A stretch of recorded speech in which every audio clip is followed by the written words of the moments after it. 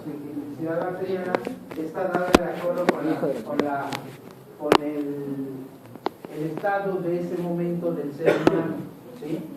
Si es un ser humano totalmente bien nutrido, sano y todo, las bacterias no le van a ser gran problema.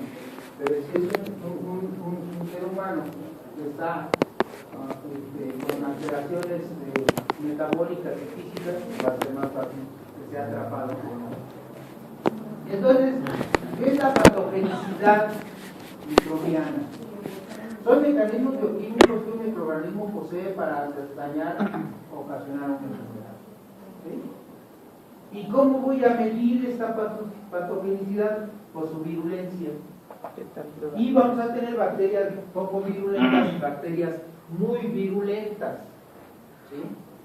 No es lo mismo hablar de un estreptococo enteromolítico, hablar de una Shigella, hablar de una Salmonella, hablar de una Pseudomonas, hablar de algún otro tipo de bacteria. Cada una tiene su propia virulencia de acuerdo a la agresividad que tienen. Hay bacterias que les gusta mucho irse al sistema nervioso central y entonces nos van a dar una meningoencefalitis. Y dentro de la patogenicidad de la virulencia es la mayor etapa de virulencia que puede tener un ser humano, tener una meningoencefalitis, porque actualmente te mueres. O la segunda factor de virulencia son las septicemias, las sepsis, que están infectados el cuerpo desde la cabeza a los pies, y entonces también tienes un gran riesgo de la sepsis. Y entonces esta virulencia le vamos a llamar infección, que es la persistencia o multiplicación exitosa de un patógeno que está sobre o dentro de un huésped y le va a ocasionar enfermedad. Sobre, cuando lo tienes en la piel, se te hace un absceso. O cuando ese absceso que tenías en la piel comenzó y se te fue al hueso. O que directamente entró al sistema nervioso central, a las vías respiratorias, a la vía digestiva, a la vía urinaria, y entonces ya tenemos mayor posibilidad de infección. Y entonces, ¿qué es la enfermedad infecciosa? Es infección causada porque causa daño significativo en el huésped. ¿Y qué es la colonización? La persistencia de la bacteria que no causa daño en el huésped, pero que de inicio puede no causar daño, pero conforme va colonizando más tiempo o dependiendo de la cepa, nos va a dar problemas. Una forma de colonizar que no nos va a dar patogenicidad o enfermedad son los bacilos lácticos acidómicos. Una forma de colonizar que nos va a dar enfermedad es la Escherichia coli o la Shigella o cualquier otra. Entonces van a invadir y va a ser un proceso para que un microorganismo se multiplique, penetre al citoplasma y destruya a las células fagocíticas, no fagocíticas, o sea, a las células no profesionales. ¿Y cuáles son las células no profesionales? Los epitelios y los endotelios.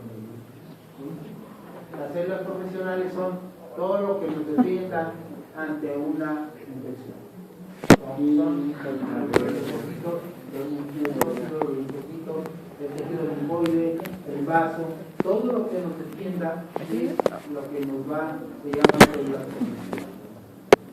Y bueno, es un portador asintomático. El hospedero tiene la vacuna, pero que no tiene la enfermedad, pero es capaz de causar la enfermedad a otras personas.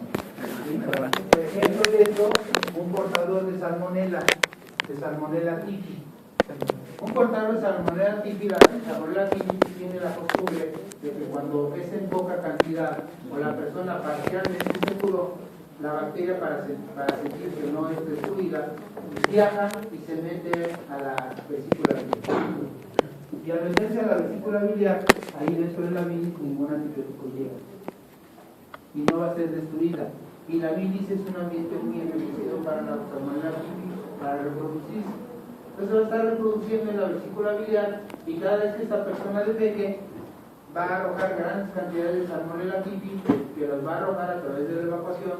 Y si es un preparador de alimentos, está preparando unos sabrosos tacos, van a sentir unos tacos saladitos, no sé por qué, pero van a estar ligeramente salados. Y entonces van a estar traduciendo la enfermedad de se llama a las personas de encomiendo. ¿Cuándo se va a descubrir que esta persona era un portador asintomático? Cuando la bacteria que estaba dentro de la bilirrubina, que vivía perfectamente bien, empieza a colonizar los tejidos de la vesícula biliar. Cuando empieza a dañar los tejidos de la vesícula biliar, le va a ocasionar una cosa que se llama, ¿cómo se llama la infección de la vesícula biliar? Sí, no. Colecitis es de la orina. Ajá. Icteritis, no. Colecistitis. Y entonces cuando la persona ya tiene una infección, es cuando, porque dañar los tejidos, es cuando le va a dar dolor a la persona. Y o la otra, que también la bacteria puede ser causante de fabricación de piedras, de cálculos. Entonces, al llenarse de cálculos en la vesícula biliar, un cálculo puede tapar el colédoco y empezar a darle problemas a la persona también de dolor. Y terminan quitándole la vesícula y le quitan el ser portador. El ser portador. Entonces, vamos a ver dos tipos de patógenos: el patógeno primario y el patógeno oportunista. El patógeno primario es el patógeno que llega a mi cuerpo, que yo no estaba en contacto con él. Por ejemplo, una shigella, yo nunca he estado en contacto con una shigella, aparentemente.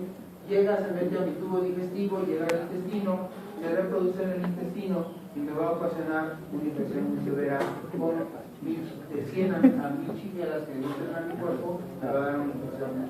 Y ese es un patógeno primario. Un patógeno secundario pero oportunista es aquel que está dentro de mi cuerpo, que baja mi inmunidad y que se presenta la infección. ¿Qué otros factores hay para que penetre un patógeno? Primero, que penetre y que se multiplique. Eso es el éxito de la bacteria. Si no se multiplica, va a ser eliminado. Esto puede ser transitorio o permanente, que la transmisión puede ser exitosa de persona a persona y que esté equipada con factores que le causen la facilidad de infección a las personas, aunque de inicio no tengan que variar. ¿Sí? Y entonces, de acuerdo con esto, vamos a encontrar que otra de las cosas importantes que hizo Roberto Koch, que hasta la actualidad sigue prevaleciendo, fue sus postulados. Y los 4 postulados de Roberto Koch son muy simples. Que yo tengo un paciente que tiene una enfermedad y que en esa enfermedad tengo un microorganismo que le está dando el problema. Que si yo saco este microorganismo y lo pongo en un cultivo, tengo que tener un cultivo puro de esa bacteria, de ese microorganismo. Si yo tengo una infección de vías urinarias y me hacen un cultivo, deben encontrar una sola bacteria. Si en la infección de vías urinarias me encuentran 2 o más bacterias, quiere decir que el cultivo estuvo contaminado. Puede ser que el producto se contaminó con fue la orina, o que en el momento que yo estaba sembrando y estaba con carcajadas sin cubrebocas ni nada, estaba carcajada riéndome y estaba escupiéndole las bacterias que yo tengo en la boca al medio de cultivo. ¿Sí? Y los medios de cultivo siempre deben desarrollar una sola bacteria, exceptuando el cultivo. ¿De qué? ¿Cuál medio de cultivo desarrollaría más bacterias? ¿De qué parte de nuestro cuerpo? Saliva, muy buena. El coprocultivo va a desarrollar una cantidad impresionante de bacterias. Pero si yo hago un cultivo de líquido cefalorraquídeo, no va a haber bacterias, y si hay una infección tengo que encontrar una sola bacteria. De hemocultivo una sola bacteria. De vías urinarias una sola bacteria. O sea, de la mayoría de nuestros compartimentos debe haber una sola bacteria. Entonces, ya que hago este cultivo, lo paso a un animal de experimentación y le voy a causar la enfermedad. Y entonces, de ese animal de experimentación, lo voy a aislar en otro cultivo y me va a dar exactamente el mismo microorganismo que tenemos que me tiene que dar abajo. Para que realmente sepa yo que los postulados de Koch fueron acertados y que que no me equivoqué yo en hacer una preparado de esta naturaleza. Pero a alguien se le ocurrió cambiar la idea. Y entonces Falco agarró los postulados de Koch y hizo los postulados moleculares. Entonces, al hacer la versión molecular de los postulados de Roberto Koch, son dos nada más. Que genoproductos deben encontrarse en cepas bacterianas que causan enfermedad y no en cepas avirulentas. Que si yo quiero saber si un estreptococo es virulento o no virulento, si yo lo saco de la garganta de una persona y veo que es un estreptococo beta-hemolítico del grupo A de la doctora Lansfield y es altamente virulento, entonces yo voy a saber que me va a causar genéticamente una enfermedad. ¿Sí? Que su gen está capacitado para desarrollar una enfermedad en mi persona. Pero si es un estreptococo viridans, yo sé que es avirulento y que así haga lo que haga nunca me va a causar enfermedades.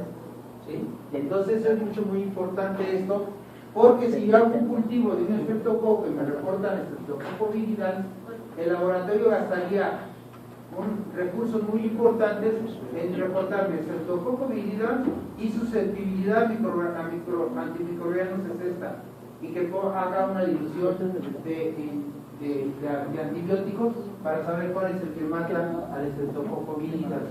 No me sirve de nada porque el estreptococo viridans vive normalmente en el microorganismo y no causa enfermedad. ¿Sí? Y gastaron y gastaron el microorganismo. Pero lo contrario, que si me dice que es un estreptococo beta-hemolítico, yo debo de saber cuáles son los antibióticos perdidos para el microorganismo y no esperar a que me den un antibiograma para yo decidir cuál es. Y la segunda factor que es la inactivación específica de genogenes asociados a la virulencia debe de conducir una pérdida medible de patogenicidad o virulencia.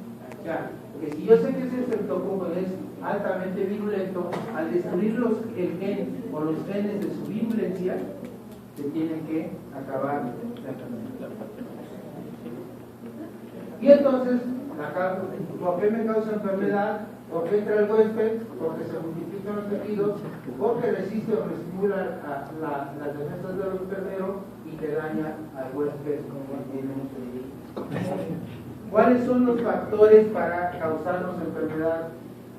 El primer factor que tenemos es la colonización. Tenemos dos tipos de bacterias, las que tienen filis o fimbrias y las que son afimbriales, que no tienen ni filis ni fimbrias.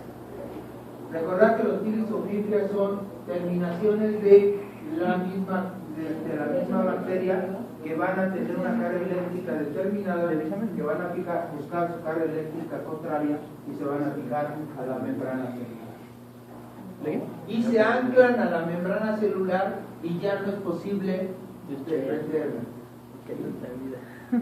Son las que tienen filis o fimbrias, pero también tenemos las que son células, los microorganismos o bacterias que son afimbriales, que entonces tienen que agarrar su pared, no la cápsula, sino la pared, predominantemente la pared, buscar las cargas eléctricas de la pared y encontrar la carga eléctrica contraria en la membrana celular para poder seguir.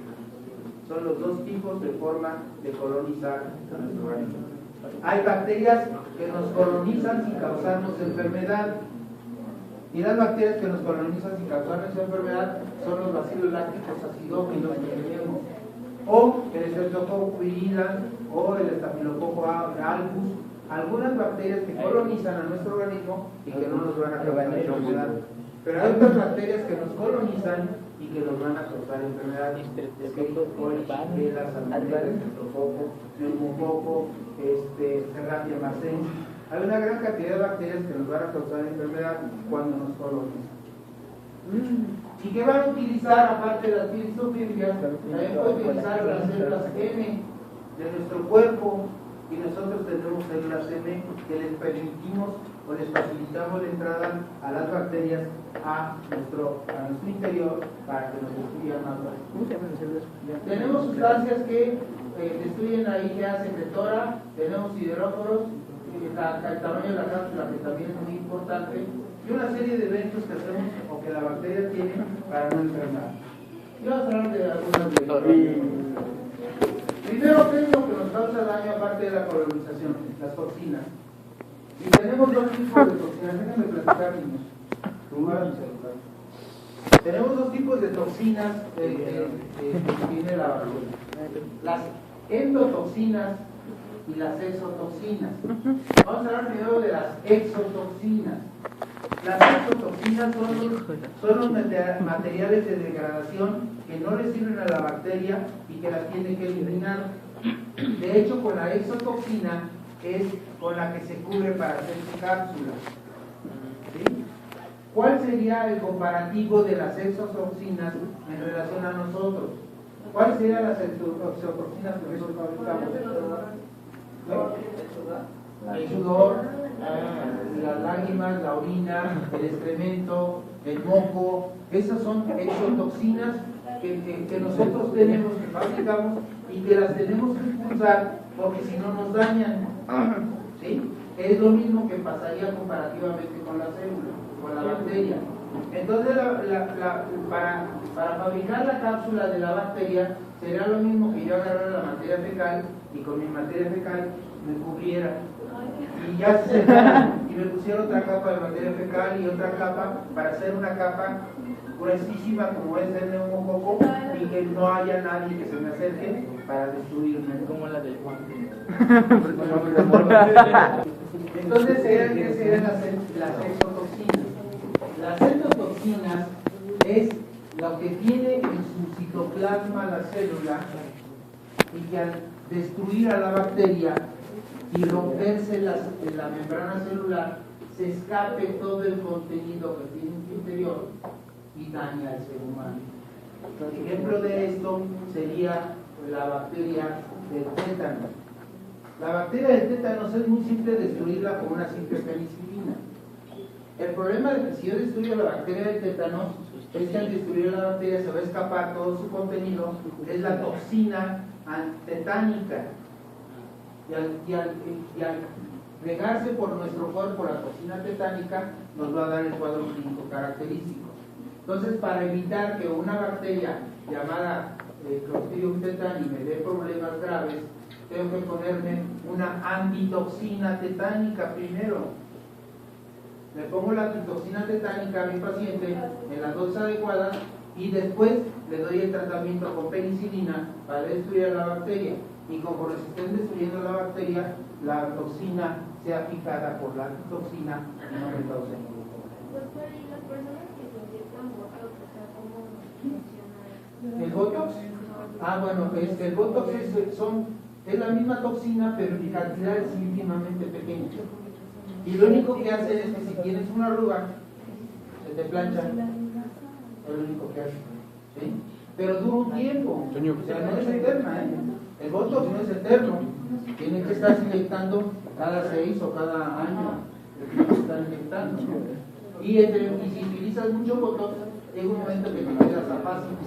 Apático. Así con la gráfica. Apático. Entonces, también con las glándulas glándulas sobreparadas. Yo tenía un amigo que se inyectó botox en las axilas para Sí, también se puede utilizar. Y no tiene. No provoca cáncer, ¿no provoca algo? Que de veras, yo tengo un amigo que es pediatra que es impresionantemente horrible saludarlo, porque lo saluda a uno y parece que estuviera con las manos metidas en agua, así, de tanto sudor. Y toda la vida él siempre anda cargando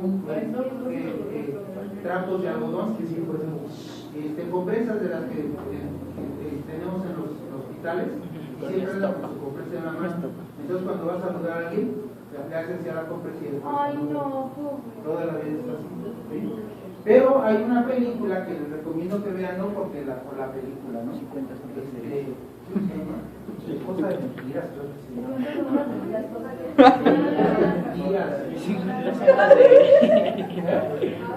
Con Jennifer y el cuate que no me acuerdo cómo se llama. Adam Sandler. Cuando Adam Sandler llega a una fiesta, que le invitan a una fiesta y conoce a la muchacha Chicha de la película Gacha. Entonces, cuando conoce a la muchacha que ahí el anfitrión lo van a ver con un rostro rostro completamente paralizado por tanto botox, que agarra y se le está tomando líquidos. Yo se los quiero pasar y de repente se le cae. Así puede llegar a caer. Y que no se puede reír, ¿no? Bueno, que se No, ríe. que no lo utilice, porque tienen que saber las cantidades para ¿qué otras formas tienen las bacterias para fijarse con nosotros? Los pilis o fimbrias, ya dijimos para qué nos sirven, ya dijimos cuál es su utilidad, pero hay bacterias que no la tienen ni pilis ni fimbrias y tienen que adherirse con sistemas afimbriales, o sea, sin fimbrias. ¿Sí? Y entonces va a tener que son las pilis o fimbrias, son rígidas superficiales de 6 a 10 nanómetros que se van a adherir ligándose con la punta y anclándose con la punta a la membrana celular, y entonces ya no se permite su separación. Y es mucho más fácil cuando se tienen pilos o fimbrias que cuando son afimbriales, porque afimbriales tiene que llegar la célula bacteriana directamente a la célula del ser humano y quedarse fijas, pegadas una con la otra. Y entonces, y esto, pues, cuando es esta situación, pues casi no se pierde. Y entonces, bueno, pues ya dijimos cómo son los receptores de las células para que las fibras se fijen a los receptores que necesitan fijarse. Y cuáles son lo que dijimos de las adhesinas no fimbriales o afimbriales.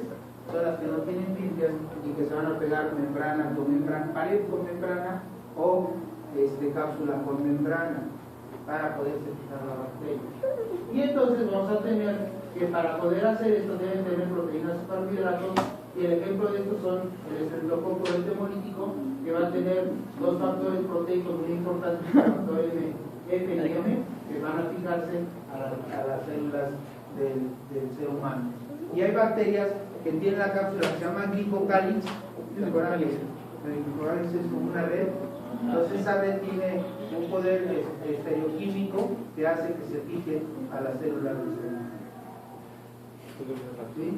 Y hay otra forma de que penetren nuestras células a nuestros tejidos interiores. Dentro de nuestro tubo digestivo hay unas células que se les conocen como células M, que es una puerta de entrada a los tejidos profundos y que están localizadas en el epitelio intestinal, intercaladas con eritrocitos arriba de los nódulos linfáticos. Y las células M no fabrican otra cosa más que el moco. Y entonces son fáciles de destruir por las bacterias. La finalidad de que se fabrique un moco, como dijimos nosotros, es que agarren a la bacteria, la peguen en el moco, la engloben en el moco y la expulsen. ¿Sí? Esa es la finalidad del moco. El problema sería, y dentro de esta sustancia tenemos la cerilla. Entonces esto sería de que yo quisiera no tener nunca cerilla, y que hay gente que son neuróticas, maníacas depresivas, que agarran los cotonetes y se están queriendo limpiar hasta la última granito de cerilla. Nunca lo van a lograr, porque la cerilla se va a fabricar desde que se nace hasta que se muere. El problema es que no es selectivo esa limpieza. Yo estoy con un microscopio viendo dónde tengo un granito de cerilla y me lo estoy sacando. Cuando lo hago con un cotonete, lo que estoy haciendo es impactando mi cerilla. ¿Qué rato se llama el tapón? Y de nada más. ¿Sí? Y lo mismo también sucede cuando yo tengo la nariz llena de moco con gran cantidad de microorganismos, y en lugar de agarrar un pañuelo y sonarme la nariz, estoy. Entonces todo lo que tenía que hacer lo estoy reacomodando dentro de mis senos paranasales, y al rato tengo una sinusitis. ¿Sí? Por eso, porque no nos sonamos la nariz. Y cuando nos dan medicamentos para sacarnos los mocos, se sacan los entonces, y entonces estas células M que se fabrican en el moco tienen como característica que se pueden destruir fácilmente y la bacteria penetrar. Curiosamente, el moco también son proteínas, también es un alimento de bacterias.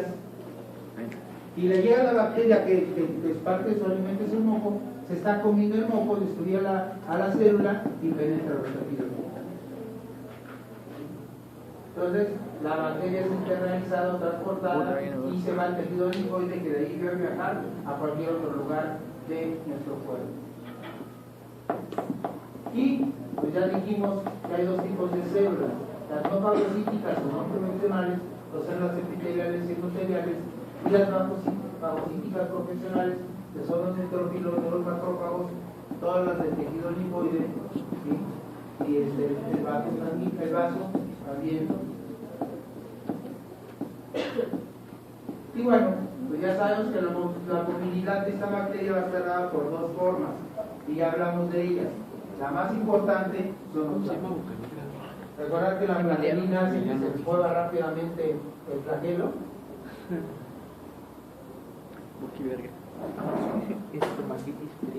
Uno o múltiples flagelos para poderse transportar rápidamente y hacer una cosa que se llama quimiotaxis. ¿Qué es la quimiotaxis? Es la búsqueda de nutrientes, que será igual como ustedes están aquí y en medio les pongo una mesa llena de alimentos. Se van a terminar los alimentos, y si en el otro salón hay alimentos, se van a viajar rápidamente hacia el otro salón. Se lleva el salón. Y entonces, bueno, la quimiotaxis es para moverse a los nutrientes, y se van a ir a través de los ríos de nuestra sangre, de nuestro cuerpo, viajando rápidamente con la movilidad. Pero las bacterias que no tienen flagelos se van a mover también por los ríos.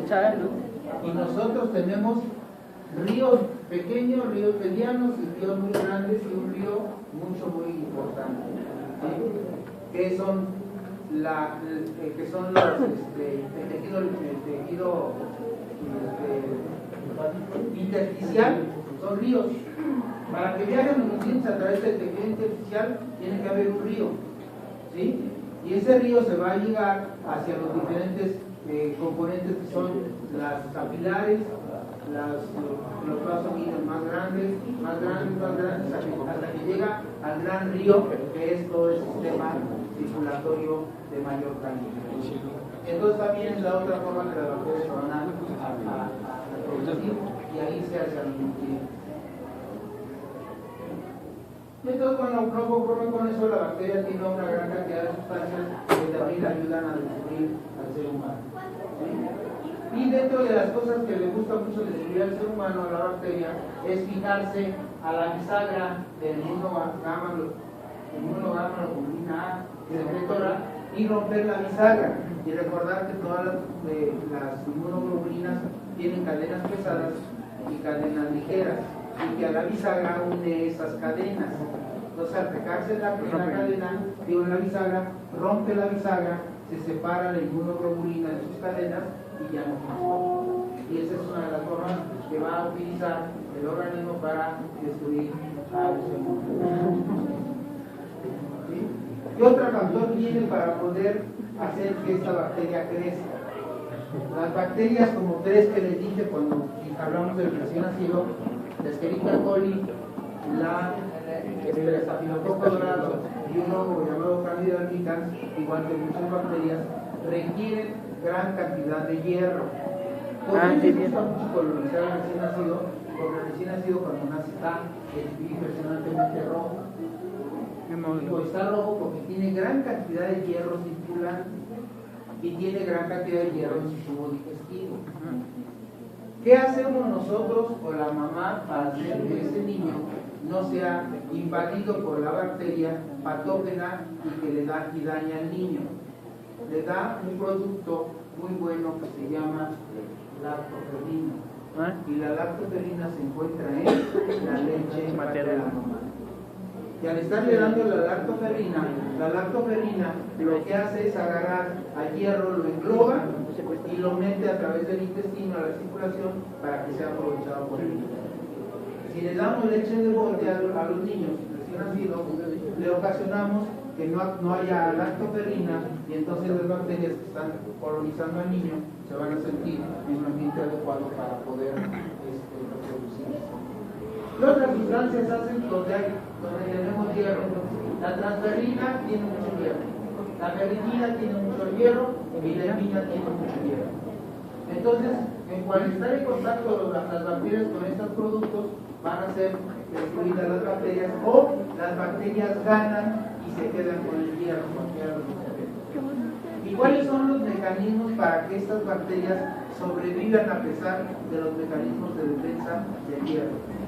Fabrican sideróforos, que son compuestos de peso bajo molecular que tienen alta afinidad por el hierro y que los sideróforos hacen lo mismo que debe de hacer el organismo del ser humano para poder absorber el hierro, que es quemarlo o oxidarlo, como le quieran llamar. Entonces al quemarlo es un hierro fácilmente digerible y es fácilmente aprovechable. Y entonces, no conforme con hacer estos sideróforos, los mismos sideróforos van a fabricar catecoles y hidroxamatos para tener mayor fijación del hierro. O sea, la clotorrina puede ser un sideróforo. No, bueno, sí es un sideróforo, sí. Semánticamente sí es un sideróforo porque queda al hierro, pero lo engloba y lo mete al y entonces llega la bacteria, fabrica su sideróforo, fija el hierro en los receptores de la bacteria, lo internaliza y rompe el hierro para poder ser aprovechado, para tener mayor virulencia, para producir catecoles y hidroxamatos, para secuestrar el hierro y para adaptarse para sobrevivir más fácil. ¿Y qué otras cosas tiene nuestra bacteria? Ya dijimos que la cápsula.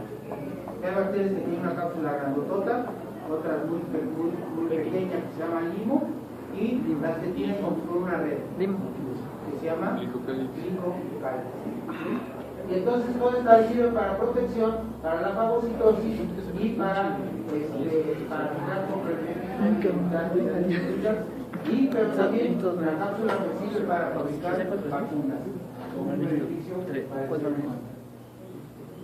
Y entonces los cambios ya lo que habíamos hablado antes, aparte de que tiene variaciones de las limpias, también tiene otras sustancias para poder no ser transmitidas. Las bacterias encapsuladas tienen ya ácido ciánico y ácido hialurónico. Y como es el ácido ciánico y el ácido hialurónico idéntico al de nuestro cuerpo, no son reconocidas como algo extraño y las siguen transportando y permiten su reproducción. ¿Sí? Y entonces, ¿qué hace la bacteria cuando entra en el ser humano? Se encapsula y evita la destrucción. Ya hablamos de lo que son las exotoxinas, ya hablamos de lo que son las endotoxinas también, ¿sí? Y otros componentes, bueno, pues hay procesos inflamatorios que ocasiona la bacteria a través de su pared celular y nos va a ocasionar lo que conocemos como sepsis o choque séptico. ¿Sí? Y otras sustancias que tienen hialuronidasa, DNasa, fuentes de carbono, una serie de sustancias para destruir todo el organismo, incluyendo el músculo, el hueso y el cartílago. Y dentro de esto también tenemos coagulasa, hialuronidasa. Y una sustancia muy importante que tienen las bacterias son las streptolicinas.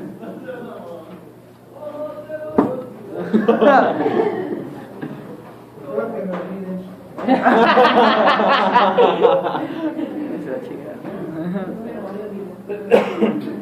Entonces, tiene una sustancia que se llama streptolicina. Pero la streptolicina es una sustancia que se parece a los tejidos de nuestro cuerpo, al endotelio de los vasos, al endocardio de nuestro corazón y al glomérulo de nuestro riñón. Entonces, cuando la bacteria entra a nuestro organismo y está fabricando streptolicinas, nosotros fabricamos antiestreptolicinas para destruir ese factor de agresión de la bacteria. Pero no conforme con que destruimos a la bacteria, destruimos nuestros propios tejidos. Destruimos al endotelio de nuestros vasos, destruimos al endotelio, al endocardio de nuestro corazón, incluyendo las válvulas, y entonces empezamos a tener una posición reumática, y destruimos al glomérulo y ocasionamos una cosa que se llama glomerulonefritis. Y a esto lo conocemos como autocanibalismo. Es el famoso autocanibalismo que nosotros tenemos. Y acuérdense que les hablé de que nuestro cuerpo no reconoce al humor líquido ni al humor acuoso, ni reconoce los vehículos. Y entonces cuando están en contacto con la sangre, van a fabricar anticuerpos y van a dejar ciego a la persona o van a dejar ¿sí? Y recuerden que nosotros tenemos enfermedades de autocanibalismo. ¿Cómo las llamamos? Autoinmunes, que son, fabricamos sustancias en contra de nuestro cuerpo, como es el lupus, como es la artritis, como es una serie de enfermedades que van a ocasionar, que se llama autoinmunes.